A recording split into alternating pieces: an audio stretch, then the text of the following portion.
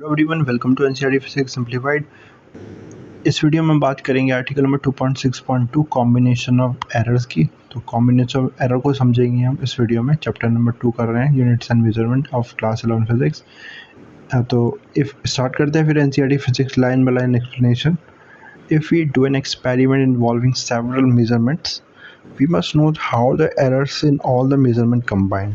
ठीक है, तो हम अगर एक्सपेरिमेंट कर रहे हैं जिसमें बहुत सारी मेजरमेंट करनी है, ठीक है, तो हमें पता होना चाहिए कि मेजरमेंट को जब हम कंबाइन करेंगे उस सब मेजरमेंट्स को, तो एरर कैसे एडअप होंगे या फिर कंबाइन होंगे। Okay, for example density is obtained by dividing mass by the volume of the substance. ठीक है, डेंसिटी कैसे ऑब्टेन होगा? जब आपको पता है मास और वॉल्यूम को डिवाइड करके, तो पहले हमें मास कैलकुलेट करना पड़ेगा। ठीक है, तो उसके बाद वॉल्यूम कैलकुलेट करेंगे। ठीक है, मास में कुछ एरर आएगी, मास की कैलकुलेशन में, वॉल्यूम की कैलकुलेशन कुछ एरर आएगी। तो डेंसिटी के में कितना जब इसमें डिवीज़न हो रहा है मास और वॉल्यूम का, तो उनकी एरर का क्या होगा? उसमें डिवीज़न होगा, मल्टीप्लिकेशन होगा, क्या करेंगे उनके एरर को? ठीक है, तो उसको हम देखेंगे। If we have errors in the measurement of mass and of the sizes or dimension, we must know that what the error will be in the density of the substance, है ना। तो मास में मेजरमेंट में error है, dimension में measurement error है, तो density के में एरर क्या होगा? To make such estimate, we should learn how errors combine in various mathematical operation। तो हमें पता होना चाहिए कि एरर कैसे कंबाइन होती है मैथमेटिकल ऑपरेशन में। तो हम कुछ प्रोसीजर करते हैं इसमें। ठीक है, नाउ एरर ऑफ सम और डिफरेंस। सबसे पहले अगर एडिशन और सब्ट्रैक्शन हो रहा है दो फिजिकल क्वांटिटीज़ का, तब उसमें एरर का क्या होगा देखते हैं। Suppose two physical quantities capital A and B have measured values A plus minus delta A. तो ये देखो, जो प्लस माइनस डेल्टा ए लिखा है ये एरर है। ओके, ये फिजिकल क्वांटिटी है और ये उसकी एरर है। जैसे कि लेंथ को, सपोज लेंथ का मेजरमेंट किया, 2 मीटर लेंथ आई और उसमें जो एरर आ रहा है वो 0.1 मीटर का आ रहा है। ठीक है, तो इस तरह से हम एक्सप्रेस करेंगे। और दूसरी फिजिकल क्वांटिटी है B plus minus delta B. ठीक है, दो फिजिकल क्वांटिटीज़ है। We delta A and delta B are the absolute, ये इनके एब्सोल्यूट एरर्स हैं। Okay, we wish to find the error delta Z in the sum. हमें delta Z find out करना है। ठीक है, तो इनके जो सम है, जेड क्या है इसमें? जेड है ए प्लस बी, इनका सम है दोनों फिजिकल क्वांटिटीज़ का। एक फिजिकल क्वांटिटी जिनका सम है। ओके, तो हमें पता करना है जेड में कितना एरर आएगा। Okay, so we have the addition. तो Z plus minus delta Z क्या हो जाएगा? A plus minus delta A plus B plus minus delta B. ठीक है, जेड डेल्टा जेड हमें निकाला, मैक्सिमम पॉसिबल एरर निकालनी है। ठीक है, जेड में, तो डेल्टा जेड क्या हो जाएगा? Delta A plus delta B हो जाएगा। ठीक है, अब जिसने डायरेक्ट कर दिया यहाँ पर। ठीक है, तो आप क्या कर सकते हैं, इनको देखो ना, यहाँ पर हम इनको ए और प्लस बी को क्यों कम्यूटेटिव होता है एडिशन, तो ए प्लस बी क्या हो जाएगा यहाँ, इसको मैं करके दिखाऊँ तो जब ए प्लस बी ऐड होंगे ना तो जेड आ जाएगा। Plus minus A plus minus delta A plus minus delta B, और z से z कैंसिल आउट हो जाएगा। मैक्सिमम पॉसिबल एरर क्या आएगा? मैक्सिमम एरर तो तब आएगा ना जब एडिशन होगा इनका। ठीक है, इसलिए डेल्टा z के इसलिए लिखा है delta A plus delta B. ठीक है, आपको सिंपली याद क्या रखना है, जब भी दो फिजिकल क्वांटिटी एडअप होंगी तो उनका जो सम है, उनका सम में कितना एरर होगा, मैक्सिमम पॉसिबल उनका एरर का सम हो जाएगा। सिंपल सी बात है। और सब्ट्रैक्शन में भी ये होगा, सब्ट्रैक्शन में मैक्सिमम पॉसिबल एरर कितना होगा, एरर का सम हो जाएगा। ठीक है, देखते हैं sir. For the difference z is equal to A minus B, we have z plus minus delta z। ठीक है, एरर अगर उनका डिफरेंस निकाल रहे हैं ए और माइनस बी, ए और बी का, तो z प्लस माइनस z जो फिजिकल क्वांटिटी ऑब्टेन डिफरेंस है, प्लस माइनस इसमें कितनी एरर है, A plus minus delta A minus को सब्ट्रैक्ट कर रहे हैं B plus minus delta B. Again देखो, कम्यूटेटिव इसको हम आगे ले सकते हैं। ठीक है, ए माइनस बी, तो इसमें जो माइनस बी है उसको मैं आगे ले आया यहाँ पर, A minus B plus minus delta A plus minus delta B. Okay, इसके बाद ए माइनस बी क्या था, जेड था। तो z से यहाँ पर z ये है ना, ये z था, z से z कैंसिल हो जाएगा, ठीक है। और हमें मैक्सिमम पॉसिबल एरर क्या आ जाएगी, तो पहले डेल्टा z आ जाएगा, डेल्टा z आ जाएगा, तो डेल्टा z आ जाएगा यहाँ, प्लस माइनस डेल्टा z आ जाएगा, plus minus a plus minus delta b। Maximum error कितनी आ जाएगी, मैक्सिमम वैल्यू एरर कितनी आ जाएगी, इनका सिंपली सम हो जाएगा। तो ध्यान क्या रखना है, जब भी दो फिजिकल क्वांटिटी ऐड और सब्ट्रैक्ट करते हैं तो उस केस में, तो दोनों ही केस में हम क्या करेंगे, एरर्स को, दोनों इंडिविजुअल एरर को ऐड अप कर देंगे, ठीक है। रूल क्या है, when two quantities are added और subtracted, the absolute error in the final result is the sum of the absolute error in the individual quantities, ठीक है। तो एब्सोल्यूट एरर क्या हो जाएगा, दोनों फिजिकल क्वांटिटी में जो इंडिविजुअल क्वांटिटीज में जो एरर थी उनका सम हो जाएगा, ठीक है। एक एग्जांपल से इस बात को समझाएं यहाँ पर, देखो, the temperature of two bodies measured by a thermometer are T1 is equal to 20 degree Celsius plus minus delta 0.5 degree Celsius, ये टेम्परेचर इसके एरर के साथ, एंड द सेकंड टेम्परेचर, ठीक है, दूसरा थर्मामीटर टेम्परेचर कितना है, 50 डिग्री सेल्सियस प्लस माइनस इसका error 0.5 degree. Calculate the temperature difference and the error therein, हमें टेम्परेचर डिफरेंस फाइंड आउट करना है, ठीक है।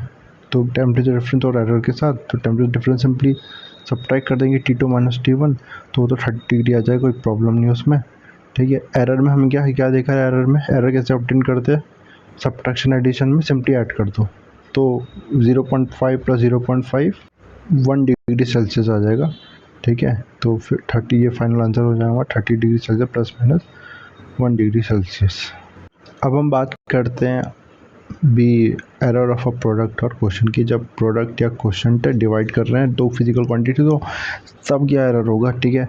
तो suppose that is equal to A B, एक फिजिकल क्वांटिटी, दो फिजिकल क्वांटिटी का प्रोडक्ट है, ठीक है। तो ए का जो है मेजर एरर के साथ क्या है, ए में एरर जो है वो प्लस माइनस डेल्टा ए है, और बी में एरर कितना, डेल्टा बी का एरर है, ओके। तो z प्लस माइनस जेड में कितना एरर रहेगा, z को भी ऐसे लिखेंगे with this error plus minus delta z the error in the z, तो उसको लिख सकते हैं, हमें पता ना z क्या था, ए बी, एन के एरर के साथ लिखेंगे तो a plus minus delta A multiply by B plus minus delta B, ठीक है। मल्टीप्लाई कर लेते हैं, a को b से करेंगे a भी आएगा, तो और b को, अब इसके a को इससे करेंगे एरर से, तो क्या आएगा, प्लस माइनस b, ये आया पहले तो, ठीक है, plus minus a delta b, okay. और जब इसको करेंगे इससे तो क्या आएगा, b डेल्टा a, ठीक है।